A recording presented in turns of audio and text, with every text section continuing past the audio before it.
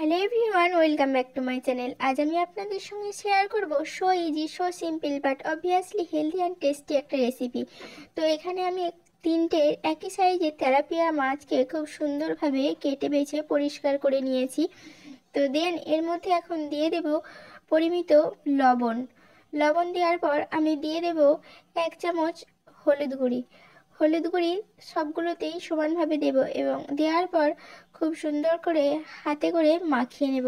হলুদ লবণ মাখানোর পর আমি গ্যাস ওভেনে বসিয়ে দিয়েছি একটা কড়াইটা খুব ভালোভাবে গরম হলে এর মধ্যে দিয়ে দিলাম অল্প একটু সাদা তেল।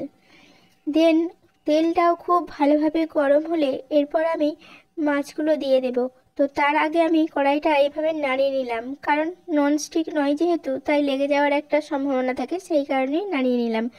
দেন আমি মাছগুলো উল্টো উল্টো করে সাজিয়ে দেব। যেহেতু তেলটা পরিমাণে অল্প, সেই কারণে আমি জাস্ট কভারেজ দেওয়ার চেষ্টা করছি।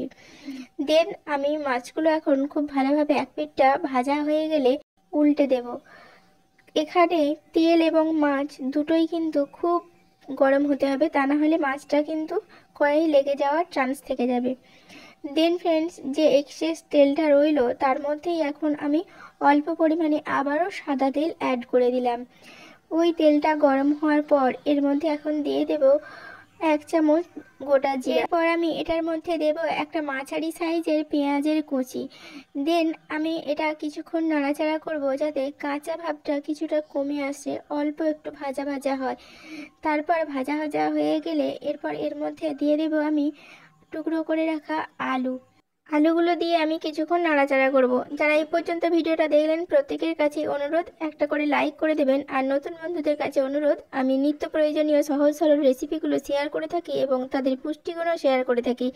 যদি চ্যানেলটা ভালো লেগে থাকে তাহলে অবশ্যই সাবস্ক্রাইব করে দেবেন। তো ফ্রেন্ডস, আমার আলুগুলো এখন বেশ ভাজা ভাজা হয়ে গেছে। এরপর আমি সজনে ডাঁটা বা সজনে খাড়া দিয়ে দিলাম। দেন আবারও সেম ওয়ে নাড়াচাড়া করতে থাকলাম যাতে আলুগুলোর সঙ্গে সজনে খাড়াগুলো খুব সুন্দরভাবে ভাজা ভাজা হয়ে যায়। এরপর আমি এর মধ্যে দিয়ে দেব একটা বেশ বড় মাপের টমেটো কুচি, কারণ সজনে খাড়াগুলো নিজস্ব কোনো সেরকম স্বাদ থাকে না, যদি টক টক লাগে তাহলে খেতে অনেকটাই ভালো লাগে। তো সেই কারণে বেশ বড় মাপের একটা টমেটো কুচি আমি দিয়ে দিলাম। দেন আমি একইভাবে নাড়তে থাকবো যাতে আলু, সজনে ডাঁটা এবং টমেটো খুব সুন্দরভাবে ভাজা ভাজা হয়ে যায়। দেন আমি এর মধ্যে দিয়ে দিলাম 1 চামচ হলুদের গুঁড়ি, 1 চামচ লঙ্কা গুঁড়ি, এরপর দিলাম 1 চামচ জিরা গুঁড়ি। দেন আবারও কিছুক্ষণ নাড়াচাড়া করতে থাকবো যাতে মশলাগুলো ও সবজিগুলোর সঙ্গে খুব সুন্দরভাবে ভাজা ভাজা হয়ে যায়। দেন ফ্রেন্ডস, এর মধ্যে আমি এখন অল্প একটু জল দিয়ে দেব। যেহেতু অল্প তেলের মধ্যে রান্না করছি তাই কড়াই লেগে যাওয়ার একটা প্রবণতা থেকেই থাকে, তাই এইভাবে জল দিয়ে দিয়ে কষালে কষানোটাও খুব সুন্দর হয় এবং রান্নাটাও কিন্তু অনেকটাই হেলদি হয়।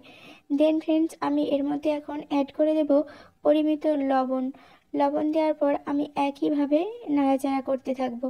দেন খুব সুন্দরভাবে কষা কষা হয়ে গেলে এর মধ্যে এখন দিয়ে দেব বেশ অনেকটাই পরিমাণে জল, মানে যতটা জল দিলে সজনে ডাঁটা, আলু, টমেটো সবগুলোই খুব সুন্দরভাবে সিদ্ধ হয়ে যাবে এবং সিদ্ধ হয়ে যাওয়ার পরেও বেশ অনেকটাই ঝোল থাকবে।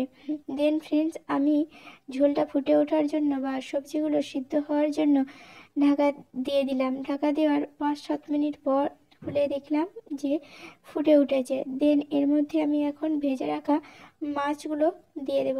মাছটা বেশ অনেকটাই আগে দিতে হবে, মানে নামানোর অনেকটা আগে, যাতে করে ঝোলটার সঙ্গে ফুটে ঝোলটাও খুব টেস্টি হয় এবং ঝোলটাও শোষণ করে মাছগুলোও যেমন খুব টেস্টি হয়। তো সেই কারণে অনেকটাই আগে বেশ দিতে হয়। দেন এর মধ্যে আমি এখন অ্যাড করে দেব ধনিয়া পাতা কুচি, রেসিপিটার নতুন একটা বা সুন্দর একটা মাত্রা দেওয়ার জন্য।